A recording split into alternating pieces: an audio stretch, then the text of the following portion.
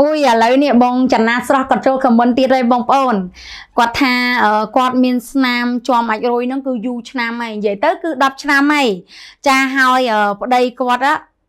ឃើញមុខគាត់អញ្ចឹងគឺគាត់សេតហ្មងឥឡូវចេះទៅបើថាប្តីបងអត់ជួយចាំខ្ញុំជួយបងឯងទិញមួយឈុតទៅគឺមាន4ប្រអប់ហើយប្រើចាប់ពីរយៈពេល2ខែទៅ3ខែនឹងឃើញប្រសិទ្ធភាពហ្មងហើយបាត់ស្នាមអុចខ្មៅជាំអាចរុយធ្វើឲ្យមុខបងសមាត់ភ្លឺរលោងធានាថាប្តីបងនឹងក្លបមកវិញហ្មងបងប្អូននឹងអត់ថាសេរ៉ូមនេះចេញមកពីប្រភពណាគឺផ្សំចេញពីផ្លែបឺរី